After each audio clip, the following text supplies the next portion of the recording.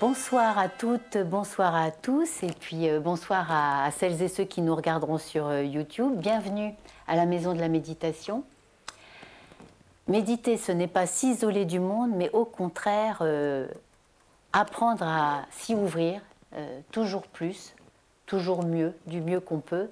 Et c'est l'objet de ces soirées du vendredi à la Maison de la Méditation de Paris, pouvoir recevoir des invités, des personnalités dont le travail nous interpelle et nous permet de faire résonner notre pratique de la méditation avec les enjeux sociétaux, les enjeux environnementaux, les enjeux de vieillissement aussi ce soir. On a le plaisir de recevoir Mélissa Asli-Petit. Merci Mélissa Asli d'avoir accepté mon invitation. Je suis très très contente de te recevoir ce soir à la Maison de la Méditation. Merci aussi. Mélissa Asli est donc docteure en sociologie et s'intéresse tout particulièrement aux questions de vieillissement et de lien entre les générations. On en parlera ce soir, c'est passionnant. Tu as créé en 2015 un bureau d'études qui s'appelle Mixing Génération. J'adore ce nom, Mixing Génération, qui justement propose de regarder, de chercher, d'étudier, comme son nom l'indique, tout ce qu'il peut être fait pour recréer du lien, retrouver du lien entre les générations, entre les âges. Et puis tu as aussi créé le podcast Mixing Génération, que je vous invite à écouter, qui est vraiment très, très bien fait, très accessible. C'est vraiment sous forme de conversation avec tes invités. Tu as notamment reçu Marie de Henzel, qu'on a eu le plaisir de recevoir ici aussi en début d'année. C'est un très beau podcast à écouter, mais pas que. Eh bien, encore une fois, merci d'être là. Peut-être qu'on pourrait commencer par une première question, Mélissa Asli. Est-ce qu'on pourrait regarder ensemble, est-ce que tu pourrais nous éclairer, nous donner ta vision de ce paradoxe qu'on vit aujourd'hui, à savoir d'être dans une société où l'on vieillit de plus en plus, on vit de plus en plus longtemps, et en même temps, on invisibilise la vieillesse ou on la stigmatise, mais elle reste vraiment discriminante. La vieillesse reste vraiment un marqueur de discrimination. Donc comment on va s'en sortir là? Parce que c'est bien beau de vivre de plus en plus vieux, de plus en plus vieille, mais si on est invisibilisé à partir d'un certain moment, comment on peut travailler ces questions-là? Merci de l'invitation et puis pour cette première question qui est importante et cruciale. Peut-être que ça permet de repartir d'abord juste sur cette question de la société de la longévité. Qu'est-ce que c'est? Parce qu'elle fait sens aujourd'hui. Donc la société de la longévité, c'est des mécanismes démographiques, le fait de vivre plus longtemps, d'avoir une espérance de vie beaucoup plus importante que les générations précédentes, et puis surtout d'avoir en pourcentage et même en nombre une part de la population des plus de 60 ans qui devient de plus en plus importante. Aujourd'hui, mais surtout demain, 2030 va être aussi un moment, je dirais, important aussi sur ce nombre et sur d'autres questions qui seront aussi d'une augmentation de la part des personnes en perte d'autonomie. Donc on a cette société de la longévité qui s'installe peu à peu, qui est déjà présente, mais qui s'installe de plus en plus, j'aurais envie de dire, et qui nous amène à nous poser des questions de fond de société. Comment on vit aujourd'hui dans une société de la longévité? Quels sont les liens concrets entre les générations? Bien évidemment, il y a des questions de politique publique, notamment en ce moment sur la question de la réforme des retraites, mais qui, à mon sens, n'est pas, je dirais, abordée de la bonne manière, parce qu'il y a vraiment une vision de société qui est à avoir, qui n'est peut-être pas forcément celle qui est proposée, mais ça, c'est chacun porte son propre regard. Et puis aussi, comment on accompagne la perte d'autonomie. Et donc, ça, c'est la société de la longévité. Et la question du paradoxe, je dirais, c'est une question particulièrement importante parce qu'en effet, on vit dans une société agiste. Alors, pareil, ça reste un grand mot, mais l'agisme, ce sont des discriminations liées à l'âge. Ces discriminations, c'est à la fois des pratiques du quotidien, mais c'est aussi des préjugés, des problématiques aussi institutionnelles. Alors, peut-être pour donner quelques exemples sur les trois éléments, quand je parle de pratiques quotidienne, ça peut être aussi se dire ah mais à mon âge ou à ton âge, eh bien pourquoi tu vas faire ça? Pourquoi tu vas te lancer? J'avais dans le podcast de Mixing Génération, j'avais interrogé jeune femme qui était partie avec sa grand-mère de 94 ans faire un voyage d'1 mois, le transsibérien. Et on pourrait très bien se dire, quelqu'un de son entourage, on imagine, hein, aurait très bien pu dire, mais alors pourquoi tu vas faire un voyage d'1 mois comme ça, 90 ans et plus, en train avec ta petite fille, quoi. Mais c'est un préjugé, une manière de faire qui va discréditer les plus âgés et qui des fois se discréditent eux-mêmes aussi. Quand je disais, pourquoi je le ferais? Je vais vous donner un exemple de mon quotidien et de ma proximité familiale. Maman, à 78 ans, a décidé de faire du violon. Ça se passionne depuis qu'elle est petite. Vraiment un truc, elle n'a jamais osé. Et puis, pendant ses réflexions de comment je fais, etc., elle-même, des fois, se discréditait. On disait, non, mais j'ai pas l'âge pour. Alors, bien sûr, elle avait très envie. Puis moi, je l'ai renforcée dans son idée. Donc là, elle a commencé et elle est partie. Donc, il y a ces éléments-là. Mais aussi, je parlais des questions institutionnelles. Eh bien, c'est le fait que, par exemple, il y a des barrières d'âge qui nous empêchent de pouvoir, par exemple, sur de la petite enfance, après 75 ans ou 70 ans, il faudrait revoir juste la barrière d'âge, mais on ne peut plus accompagner les enfants en maternité qui auraient besoin d'être portés, vous savez, qui n'ont pas forcément leurs parents et qui sont tout petits et qui ont ce besoin d'aide. Il y a cette barrière d'âge. Mais il y a des barrières d'âge de politique publique qui nous empêchent aussi de pouvoir agir ou d'être obligés. Par exemple, je reviens sur la réforme des retraites ou de la retraite. Eh bien, on a cette retraite à partir d'un âge légal. Mais en fait, on pourrait aussi penser les choses de manière plus fluctuante qui permettent à l'individu beaucoup plus de responsabilité et de choix. Parce que l'individu est responsable, quoi qu'il arrive, et donc de lui laisser plus de choix. Donc c'est vraiment, je dirais, diffus, et puis quand même c'est quelque chose d'important, c'est la question des représentations sociales sur l'âge qui, moi, m'intéresse beaucoup, et qui vraiment crée encore plus cette invisibilité, cet agisme ambiant, et encore plus sur la question pour les femmes.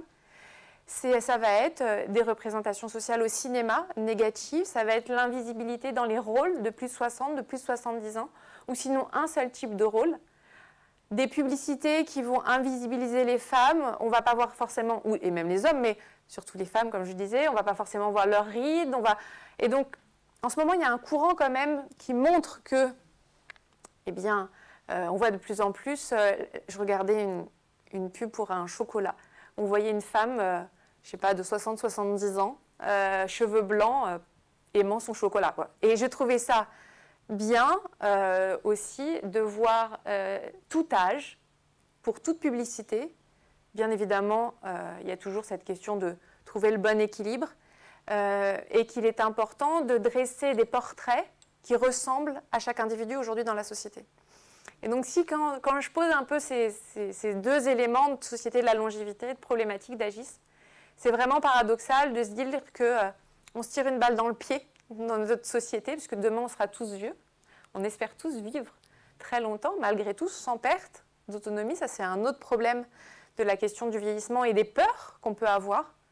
Parce que si on revient un peu sur les statistiques, il n'y a qu'à peu près 20% des plus de 80 ans qui vivent de la perte d'autonomie, physique ou psychique. On met ces personnalités, ces personnes en avant. Bien sûr que c'est des problématiques qui sont importantes, mais les autres personnes vivent juste un vieillissement du corps, certes, des neurones, mais c'est d'autres réalités aussi qu'il faut montrer et qui est importante d'accepter. Donc, derrière ce paradoxe, la question, elle est de se dire quelle vision de société on a envie de poser pour bien vivre à tout âge dans notre société. C'est tout à fait ça. Je disais en introduction que voilà, ce qui nous intéresse, c'est de nous ouvrir au monde et d'essayer d'y voir plus clair. Et il y a vraiment là quelque chose à travailler de l'invisibilité. Tu as cité plusieurs exemples. Comment on peut faire alors justement au cinéma, dans les images, dans les récits, comment on peut réhabiliter? Est-ce que tu vois justement des choses qui bougent à ce niveau-là pour avoir peut-être des représentations publiques qui sont un tout petit peu plus proches de la réalité qui s'installe? Tu parlais du cinéma, on le sait, puis maintenant on peut le lire, c'est loin d'être résolu, mais on peut le lire de plus en plus, donc ça commence à interpeller, si ce n'est choquer, qu'effectivement une femme qui va jouer une actrice de 30 ans va jouer l'épouse d'un acteur de 50 ans et en faisant croire qu'ils ont le même âge. Enfin, il y a vraiment toujours une discrimination dingue, quoi. Et à partir, tu disais 60-70 ans, mais je pense que des actrices de 60-70 ans, on n'en voit vraiment pas beaucoup au cinéma. Donc, est-ce que toi, tu vois des signaux, est-ce que tu vois des choses qui pourraient aller dans le bon sens en ce moment pour redonner de la visibilité à tout ça? Là, tu viens de m'apprendre que, par exemple, voilà, 20% des plus de 80 ans vivent une perte d'autonomie, mais il y a donc 80% des plus de 80 ans qui vivent un vieillissement qu'on va dire plus classique ou plus, voilà, donc c'est des choses qu'on ne sait pas, ça. Moi, je trouve qu'il y a des signaux faibles aujourd'hui qui sont très positifs. Mais alors peut-être que j'ai aussi un comportement et une personnalité d'espoir. Tant mieux. Et il en faut. Et il en faut. Au cinéma, je pense qu'au cinéma et dans les séries, on va commencer comme ça, puis j'aborderai d'autres éléments. Je pense que Grace et Frankie, la série sur Netflix avec Lily Tomlin et Jane Fonda, a été vraiment un premier pas de côté pour pouvoir aborder des sujets de sexualité de plus de 70 ans. Parce que là, elles avaient, plus de 70 ans, elles jouaient des rôles de plus de 70 ans. Donc, des questions de sexualité, des questions aussi de lieu de vie. Où est-ce qu'on vit quand on a 70 ans? Où est-ce qu'on a envie de vivre? Alors elles se retrouvent à vivre toutes les deux dans une très belle maison. Mais ça pose aussi ces sujets-là. Quelle image, est-ce qu'on veut s'engager et participer à la vie sociale et comment? Alors elle se lance dans l'entrepreneuriat. Il y en a une qui aime peindre.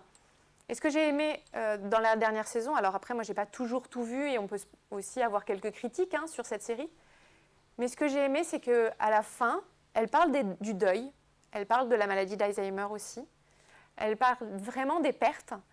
Et Jane Fonda, Lily Tomlin, je me permets de vous dire un peu quelque chose de fin, mais Lily Tomlin n'arrive plus vraiment à peindre. Et donc Jane Fonda l'aide et lui dit « mais tu vois, on peut y arriver à deux ».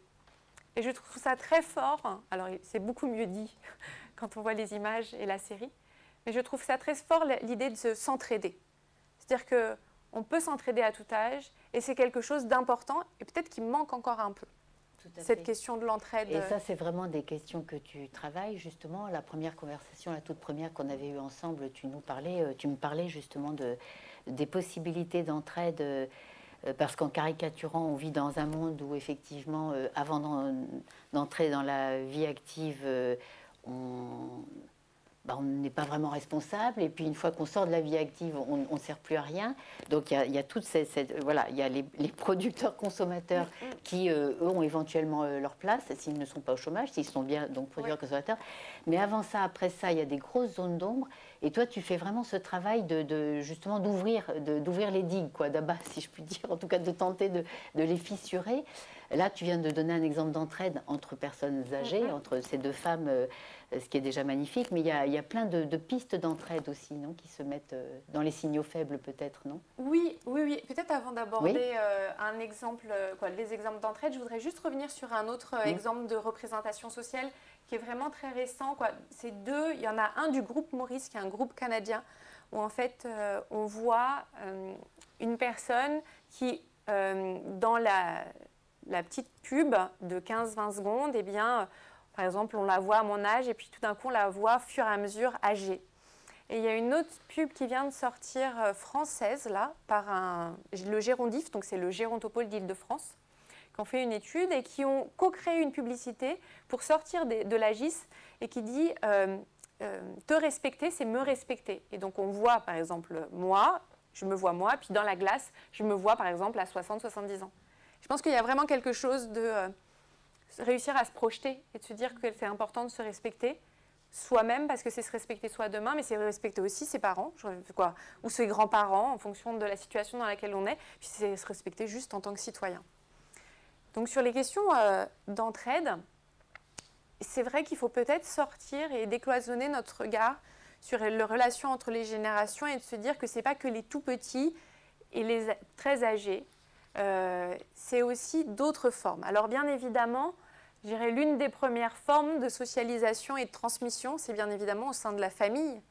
Et c'est, je pense, un élément riche, parce que si on le peut et si on l'a vécu quand on était nous-mêmes enfants, peut-être qu'on a aussi des souvenirs de liens avec nos grands-parents. Et donc, ça a pu peut-être déjà créer une manière déjà de relation entre les générations. Bien évidemment, tout n'est pas rose dans nos relations familiales. Des fois, eh bien, on n'a pas connu et on ne peut pas connaître, on ne peut pas forcément faire connaître les grands-parents aux petits-enfants. Et puis, il y a des éloignements géographiques, des distorsions. Ça, c'est évident. Mais ça reste quand même des fois, je dirais, un peu le creuset des relations intergénérationnelles. Il ne faut pas oublier que les grands-parents donnent énormément d'heures de garde par semaine et par an. Ils donnent aussi des finances, c'est à peu près 500 € par an donnés à chaque petit-enfant. Donc, il y a, je dirais, de la transmission déjà à ce moment-là. Et puis, quoi, pareil, moi, je suis rentrée dans le vieillissement par ma grand-mère. Et même si elle ne le pensait pas qu'elle me faisait rentrer dans le vieillissement à l'époque, quand je dis ça, donc peut-être pour détailler un peu, la vie a fait que donc avec maman, on a un peu vécu avec ma grand-mère, puis après elle a vécu dans notre rue. Et jusqu'à mes 8 ans, elle était vraiment là au quotidien. Et donc elle m'a transmis, je pense, une joie de vivre, une gaieté. On était à l'époque des bigoudis aussi, donc et des blouses. Donc moi, j'ai ces souvenirs d'enfants en voyant ma grand-mère et de sentir ces bonbons créma aussi, qui existent toujours. Mais bon, vraiment, et je pense que c'est ces petites mémoires qui ont fait qu'au fur et à mesure, eh bien, ça a constitué un peu pour moi ce qu'était vivre et pas vieillir, et donc qui m'a lancée dans ces sujets. Et toujours pour rester dans ces univers familiaux, et puis on en citera d'autres, parce que c'est important. Moi, quand j'ai eu ma fille, donc à 1 an la semaine prochaine, eh bien, j'ai vraiment voulu recréer cet apport de la relation. Et puis, la vie a fait que maman, elle a vécu 6 mois avec nous, donc sur cette année. Et donc, on a vraiment réussi à créer quelque chose de fort. Après, à elle de créer ce qu'elles veulent au fur et à mesure du temps. Mais quand elle passe chez sa grand-mère, qui est dans notre rue aussi, eh bien, elle sait que c'est chez sa grand-mère, donc elle nous demande d'aller chez mémé. Et donc, voilà, je trouve que c'est aussi de notre propre responsabilité en tant qu'adulte, quand on a la possibilité, de pouvoir nourrir ces relations et de tout de suite changer ce regard, en fait. Oui. Il y a quelque chose de très beau dans ce que tu montres, et je te redonne la parole tout de suite, mais ça m'interpelle parce que tu nous parles d'une publicité où tu te vois dans un miroir, donc tu te projettes 30 ans, 40 ans, 50 ans après, et puis tu nous parles ensuite de la mémoire de toi enfant qui te souvient, et je trouve très beau ce travail et de mémoire et de projection pour comprendre qu'on est directement concerné et qu'en fait on est complètement lié à ces questions-là. Je trouve que c'est vraiment intéressant parce que voilà, c'est très poétique et c'est très humain et c'est peut-être un moyen très concret de se mettre au bon endroit en fait. Oui, je vais vieillir et oui, j'ai des souvenirs, moi enfant, de personnes âgées qui m'ont accompagné, m'ont éclairé, ont pu être des petites lumières ou des grands phares pour moi à certains moments. Oui. Ouais, et puis on espère quand même qu'on en est toujours. Et c'est là peut-être où c'est parfois complexe quand on grandit, vieillit, grandit. En fait, c'est continuer à toujours trouver des liens entre les générations, mais en dehors de notre cercle familial. Et donc, c'est là où il y a un certain nombre d'actions qui existent. Je vais en citer quelques-unes, mais il y en a aujourd'hui nombreuses.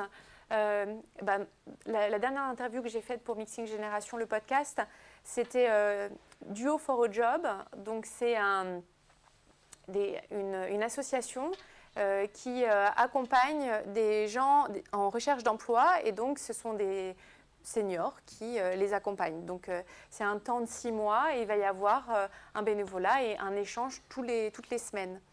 Et donc, c'est intéressant de voir aussi comment des relations se tissent à ce moment-là. Mais il y en a bien d'autres, à la fois aussi, je reprends des exemples du podcast, mais où en fait, c'est une femme qui a décidé de donner des cours d'écriture en EHPAD. Et donc, elle fait 1 an de cours d'écriture. Les personnes en EHPAD, alors c'est des maisons de retraite belges, donc ce n'est pas forcément tout à fait la même population que l'EHPAD en France. Et donc, à la fin, les personnes écrivent un livre pour enfants. quand le livre est fini, elles les mettent en relation avec des jeunes dessinateurs. Et donc, c'est après, à ce moment-là, que la relation se crée et donc le livre commence à prendre forme.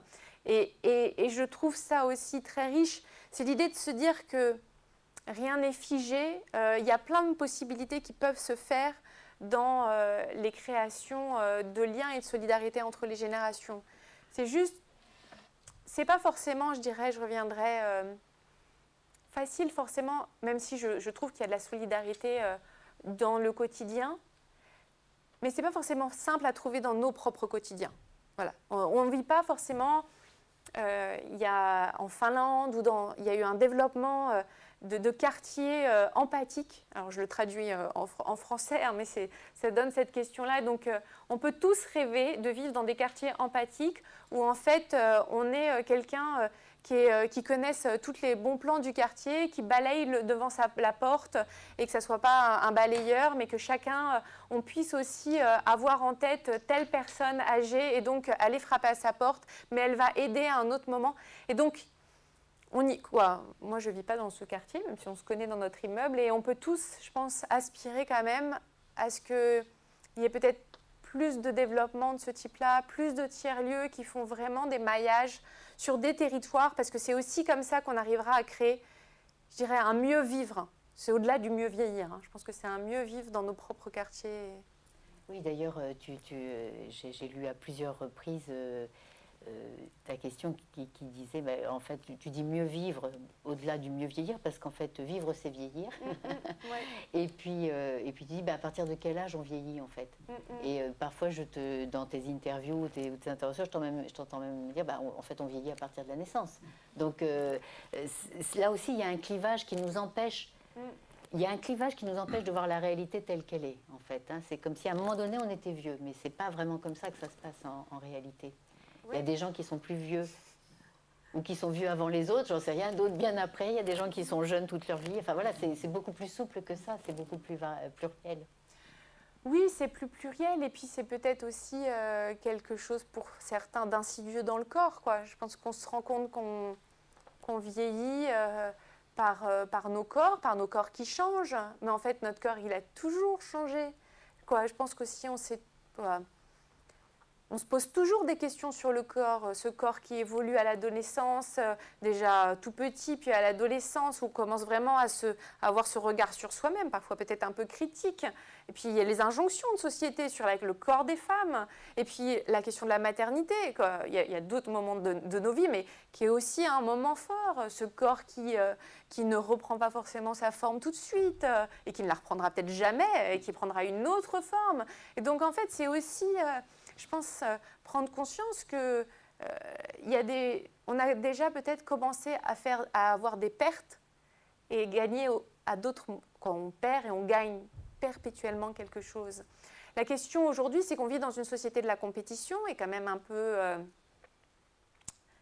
j'allais dire hystérique, mais dans un trop-plein. L'hystérie de la consommation, on peut. Oui, et puis je pense à l'hystérie de la rapidité aussi. Oui.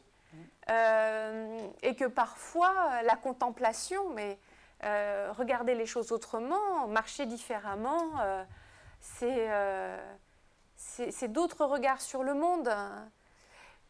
Là où en fait, on ne prend pas à la fois conscience donc, de nos propres pertes, des pertes des autres, et puis de regarder les choses autrement. Donc, je parlais des gains, d'accepter de ralentir. On parle du slow, mais en fait, peut-être que ça serait bien qu'on soit un peu dans le slow life, un peu tout le temps. Et puis, quoi, ça me revient aussi à la question de l'hostilité de la ville. Quoi, je reviens sur cette notion de la ville et de nos quotidiens. Alors là... vivre à Paris, moi je vais à Ivry-sur-Seine, la circulation est parfois un peu hostile parce que plus on avance en âge ou plus on est différent de ceux qui ont construit la ville, qui sont plutôt des hommes blancs, qui n'ont pas de problématiques de santé ou d'handicap, eh bien la ville devient problématique. Si vous circulez avec des talons hauts, en poussette ou avec une canne ou en marchant difficilement, eh bien, ça devient tout de suite, ou un handicap, hein, on peut mettre plein de choses après, hein. Une difficulté de lisibilité. Souvent, on se dit, ben, on se renvoie la balle à soi-même, en fait, alors que c'est plutôt au concepteur, hein. Oui, on s'en veut à soi. On s'en veut à soi. On se pense inadapté au lieu ça. de se dire c'est peut-être la ville qui n'est pas adaptée. Oui, ou ce sont les concepteurs qu'on peut adapter. Quoi, je pense qu'il y a des intersections de problématiques, quoi. Vraiment, en devenant maman et en circulant avec ma poussette, alors je m'en étais rendu compte avant, hein, mais je me rends compte comment la ville est inadaptée, comment les toilettes sont inadaptées, et je pense que les toilettes et les trottoirs sont des problématiques pour tout le monde, à tout âge et à différents moments, hein.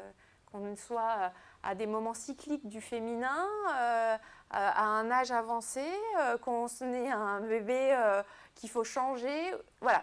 Et cette idée de se dire aussi que, pourquoi je parle un peu d'autres sujets, c'est qu'on a des problématiques différentes, mais qui se recoupent, et que c'est aussi intéressant de penser ces sujets de manière un peu intersectionnelle, pour pouvoir se dire que ce n'est pas qu'une frange inadaptée qu'on ne veut pas voir, mais en fait, ça touche beaucoup de gens et qu'ensemble, on pourrait aussi penser les choses différemment, quoi. Et ça fait partie de l'inclusion.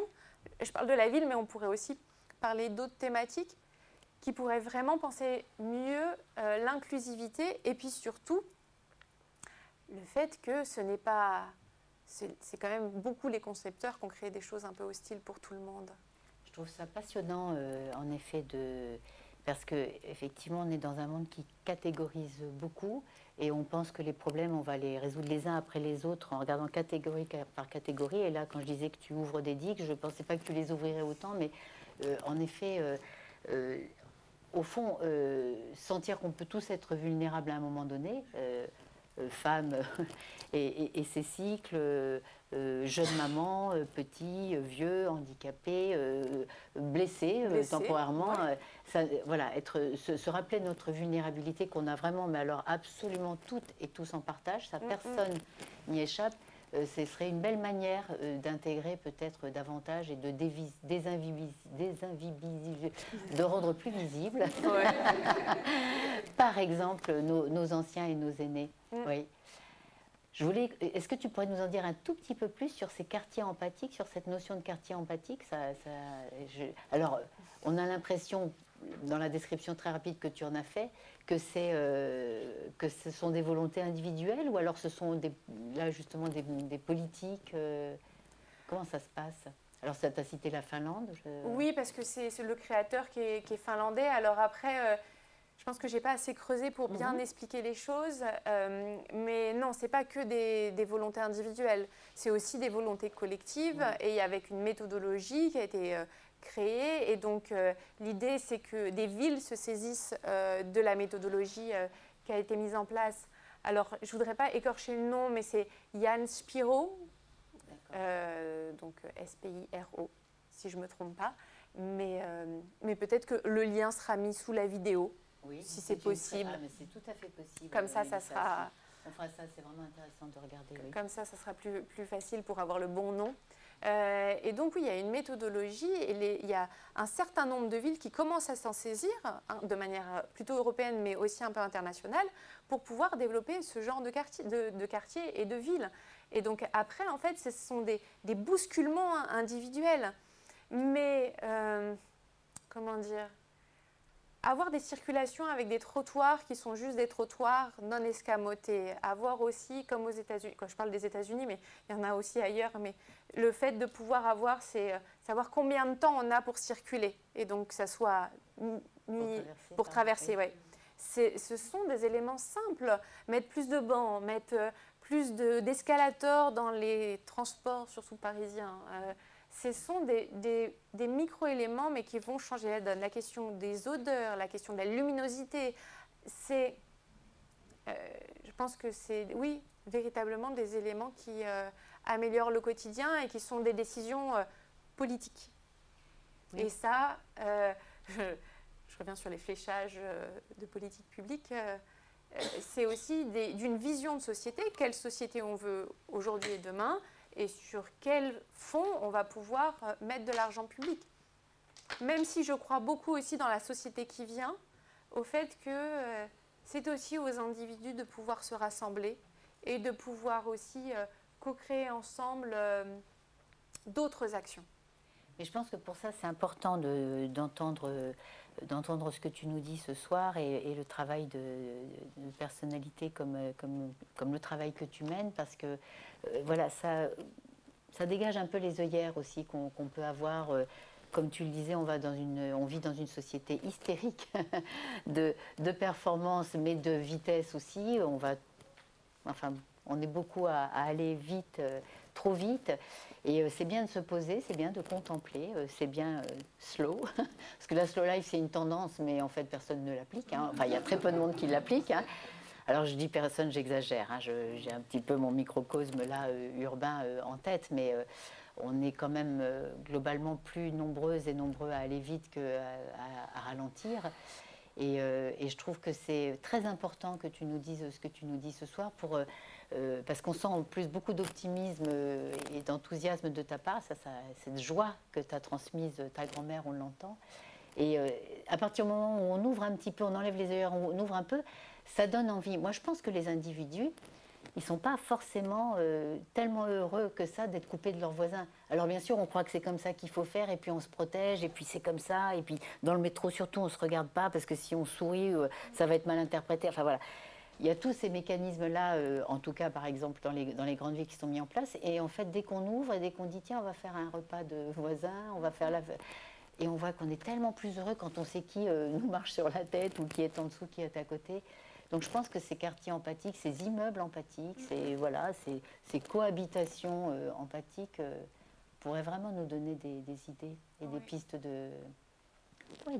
plus que de réflexion, vraiment de faire évoluer les mentalités, quoi.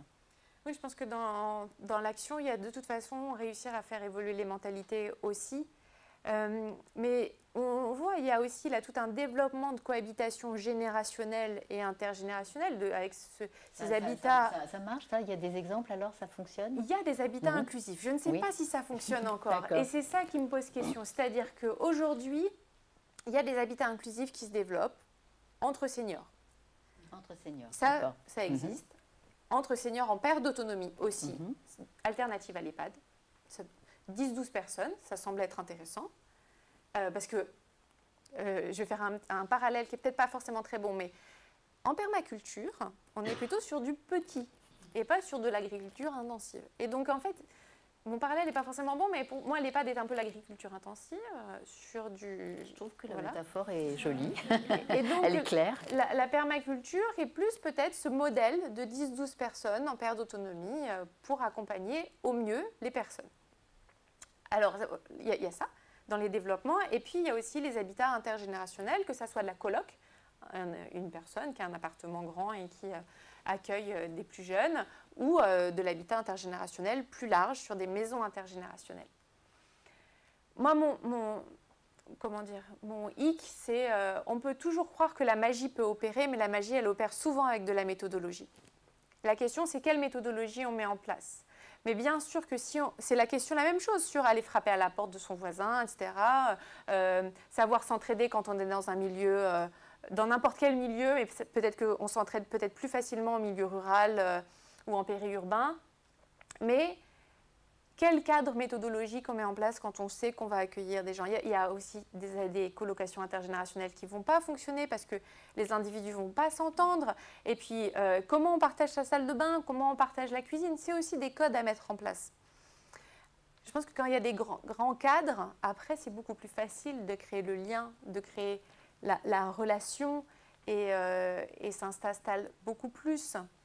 Mais je saute un peu du coq à l'âne, mais je voulais revenir sur ce sourire.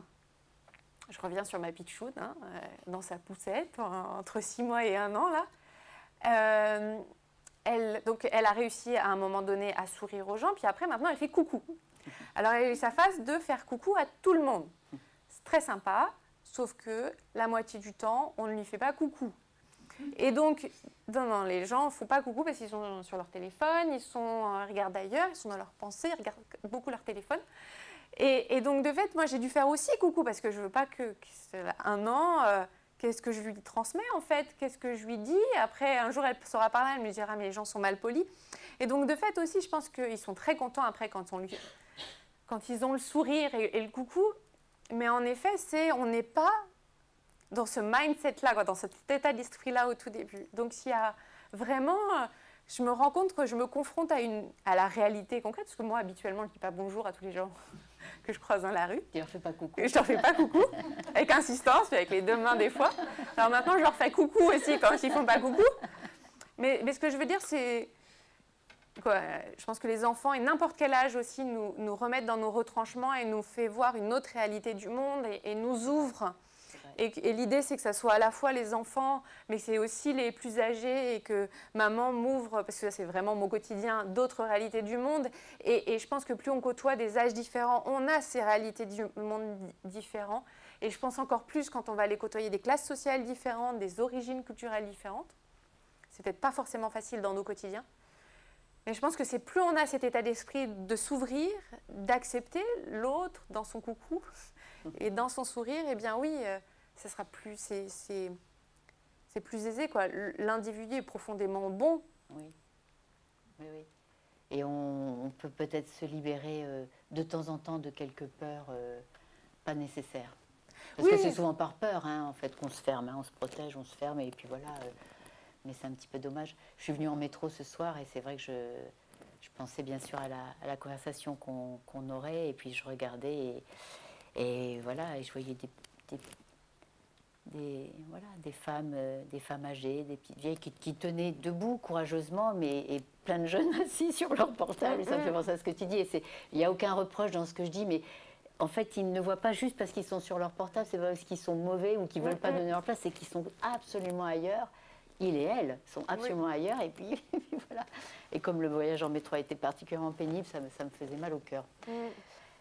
Peut-être qu'on pourrait dire, tu pourrais nous dire plus spécifiquement, Mélissa Asli, quelques mots sur la question des femmes. Hein. On a parlé donc de vieillissement, on a parlé de pistes de liens intergénérationnels et de cette possibilité de changer notre regard voilà, sur l'âge, sur la vieillesse. Pour les femmes, est-ce que le problème ne serait pas encore un peu plus grave? Demanda-t-elle innocemment. Oui, il est plus complexe. Après, j'ai commencé à le dire avec les représentations sociales sur l'âge, mais il est plus complexe parce qu'il est peut-être un cumulatif des inégalités qui a eu lieu tout au long de nos parcours de vie. Moi, j'aime bien ce chiffre, cette statistique de 40% d'écart de pension entre les hommes et les femmes. Ça pose tout de suite les inégalités de genre, en fait. La retraite, les femmes touchent 40% de moins que les hommes. C'est ça, ouais. Et donc, et je trouve ça intéressant parce que cette inégalité, elle est due aux salaires qu'on touche, qui sont moins importants en métier égal, mais aussi du fait parce qu'on est allé plus sur des métiers dits féminins qui ont aussi des salaires moins conséquents que les hommes. Quand on commencera à payer les aides-soignantes, les infirmiers, aussi bien que des directeurs grands comptes commerciaux, eh bien, le monde aura évolué. On considérera ça sera peut-être plus juste. Et puis, c'est aussi nos propres parcours de vie, hein, le fait d'avoir, quand on a des enfants, de moins travailler parfois, d'avoir du temps partiel, et puis des problématiques importantes sur les questions d'emploi des seniors, où les femmes, eh bien aussi, ont plus de mal à retrouver un emploi quand elles sont sorties du marché de l'emploi, des chômages plus importants, des CDD qui s'ajoutent. C'est vraiment un cumulatif de problèmes qui arrivent en arrivant à la retraite. Et donc, quand je parle des 40% d'écart de pension, c'est aussi des gros problématiques de revenus, de femmes qui aussi touchent plus souvent le minimum vieillesse que les hommes, qu'elles sont plus souvent célibataires, et qui parfois auront des non-recours en termes de santé, hein, aux droits. Donc, il y a vraiment un sujet, et derrière cette invisibilité, je pense qu'il y a un vrai point sur la question de se taire. Se taire, et alors qu'en fait, mais peut-être parce que, alors là c'est une hypothèse, mais parce qu'on a eu beaucoup de générations de femmes qui se sont tues, les plus de 80-85 ans, déjà ne pouvaient pas forcément sortir du mariage pour des raisons économiques parfois, au-delà parfois des questions de choix. Bien sûr qu'il y a des couples heureux et qu'il faut en parler, mais que c'était aussi des générations qui se taisaient plus. Mais derrière, c'est comment aussi la parole peut être entendue, comment on peut faire évoluer les choses. Que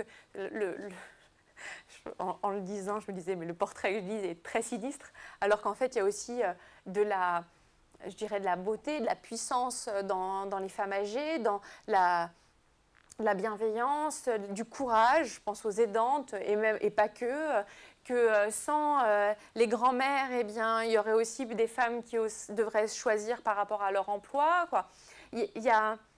Mais c'est peut-être... Oui, c'est des forces vives incroyables en plus, Exactement. Qui sont ignorées alors qu'elles sont réelles. Oui, et donc derrière, c'est bien sûr prendre conscience des inégalités et des exclusions sociales, parce que je pense que c'est important de le dire, et c'est comme ça qu'on arrivera à faire évoluer les choses.